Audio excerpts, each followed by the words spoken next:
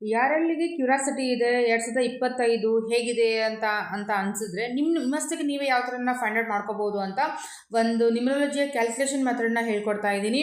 Personal ಇಯರ್ನ ಯಾವ ಥರ find out ಮಾಡ್ಕೋಬೇಕು, ಪರ್ಸ್ನಲ್ ಅಂದರೆ ಒಂದು ವ್ಯಕ್ತಿಗೆ ಸಂಬಂಧಪಟ್ಟಂಥ ಇಯರು. ಫಾರ್ ಎಕ್ಸಾಂಪಲ್ ನನಗೆ 2025 ಹೆಂಗಿದೆ, ನಿಮಗೆ ಹೆಂಗಿದೆ, ನಿಮ್ಮ ಮನೆಯವ್ರಿಗೆ ಹೆಂಗಿದೆ, ನೀವೇ ಮನೇಲಿ ಕೂತ್ಕೊಂಡು ಕ್ಯಾಲ್ಕುಲೇಟ್ ಮಾಡ್ಬೋದು. ಯಾವ ಥರ ಮಾಡ್ಬೋದು ಅಂತಂದಾಗ ನಿಮ್ಮ ಡೇಟ್ ತೊಗೊಳ್ಳಿ, ನಿಮ್ಮ ಮಂತ್ ತೊಗೊಳ್ಳಿ, ನಿಮ್ಮ ಡೇಟ್ ಆಫ್ ಬರ್ತ್ ತೊಗೊಳ್ಳಿ ಕಂಪ್ಲೀಟಾಗಿ. ಸೊ ನಿಮ್ಮ ಡೇಟ್ ಇದ್ದಲ್ಲಿ ನಿಮ್ಮ ಡೇಟ್ ತೊಗೊಳ್ಳಿ, ನಿಮ್ಮ ಮಂತ್ ಇದ್ದಲ್ಲಿ ನಿಮ್ಮ ಮಂತ್ ತೊಗೊಳ್ಳಿ, ಇಯರ್ ಇದೆ ಏನಿರುತ್ತೆ ನಿಮ್ಮ ಬರ್ತ್ ಆಫ್ ಇಯರ್ ಏನಿರುತ್ತಲ್ಲ ಅಲ್ಲಿ ಏನು ಮಾಡಿ 2025 ಅಂತ ತೊಗೊಳ್ಳಿ. So date plus month plus year 2025ಕ್ಕೆ ನೀವು ಫೈಂಡ್ ಔಟ್ ಮಾಡ್ತಾ ಇದ್ರೆ ಹೇಗಿದೆ 25 ಅಂತ ತಿಳ್ಕೊಂಡು ಆ ಇಯರ್ನ ತೊಗೊಳ್ಳಿ.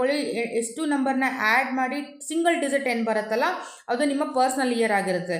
ಸೊ ಅದ್ರಲ್ಲಿ ತುಂಬ ವಿಷಯಗಳು ಬರುತ್ತೆ, ಬಟ್ ಸಿಂಪಲ್ ಆಗಿ ನಾನು ನಿಮಗೆ ಅರ್ಥ ಮಾಡಿಸ್ತಾ ಇದ್ದೀನಿ. ಯಾರದೆಲ್ಲ ಪರ್ಸ್ನಲ್ ಇಯರ್ 1 ಬರುತ್ತೆ, 3 ಬರುತ್ತೆ, 5 ಬರುತ್ತೆ, 6 ಬರುತ್ತೆ, ಇದೆಲ್ಲ ನಿಮಗೆ ಪಾಸಿಟಿವ್ ರಿಸಲ್ಟ್ ಕೊಡುತ್ತೆ, ಗ್ರೋತ್ ಕೊಡುತ್ತೆ, ಡೆವಲಪ್ಮೆಂಟ್ ಕೊಡುತ್ತೆ, ಪ್ರೋಗ್ರೆಸ್ ಕೊಡುತ್ತೆ, ಓಕೆ, ಮನಿ ಕೊಡುತ್ತೆ, ಅನ್ಎಕ್ಸ್ಪೆಕ್ಟೆಡ್ ಥಿಂಗ್ಸ್ ಕೊಡುತ್ತೆ, ಎಲ್ಲ ಗುಡ್ ಆಗಿರುತ್ತೆ. ಯಾರದೆಲ್ಲ ಪರ್ಸನಲ್ ನಂಬರ್ 2, 4, 8, 9 ಈ ಥರ ಏನಾದರೂ ಬಂದರೆ ನಿಮ್ಮ ಲೈಫಲ್ಲಿ ಏನಾಗುತ್ತೆ ಅಂತಂದರೆ ಏನಂದ್ರೆ ಬ್ಯಾಲೆನ್ಸಿಂಗ್ ಇರೋಂಗಿಲ್ಲ ಲೈಫು, ಅನ್ವಾಂಟೆಡ್ ಥಿಂಗ್ಸ್ ಆಗ್ಬೋದು, ಬಿಸ್ನೆಸ್ಸಲ್ಲಿ ಲಾಸ್ ಆಗಿರ್ಬೋದು, ಕರಿಯರ್ ಲಾಸ್ ಆಗಿರ್ಬೋದು, ರಿಲೇಷನ್ಶಿಪ್ ಪ್ರಾಬ್ಲಮ್ ಆಗಿರ್ಬೋದು, ಈ ಥರ ನಿಮಗೆ ಸಮ್ ಮಿಸ್ ಮ್ಯಾಚ್ ನೋಡೋಕ್ಕೆ ಸಿಗುತ್ತೆ. ಸೊ ಇದರಿಂದ ನೀವೇನು ಮಾಡ್ಬೋದು, ಪರ್ಸ್ನಲಿ ಯಾವ ಥರ ಇದೆ ನಮಗೆ ಅಂತ ಫೈಂಡ್ ಔಟ್ ಮಾಡ್ಬೋದು. ಸೊ ಈ ಕ್ಯಾಲ್ಕುಲೇಷನ್ನ ನೀವೆಲ್ಲರೂ ಟ್ರೈ ಮಾಡಿ ನಿಮ್ಮ ಲೈಫಲ್ಲಿ ಯಾವ ಥರ ಪರ್ಸನಲ್ ಇಯರ್ 2025 ಗುಡ್ ಬ್ಯಾಡ್ ಅನ್ನೋದನ್ನು ನನಗೆ ಕಾಮೆಂಟ್ ಮಾಡಿ. ಯಾರಿಗಾರು ಗೊತ್ತಿಲ್ಲ ಅಂತಂದರೂ ಕೂಡ ಯಾವ ಥರ ಏನು ಬಂದು ನಿಮ್ಮ ಪರ್ಸನಲ್ ಇಯರ್ ಅಂತ ನನಗೆ ಕಾಮೆಂಟ್ ಮಾಡಿ.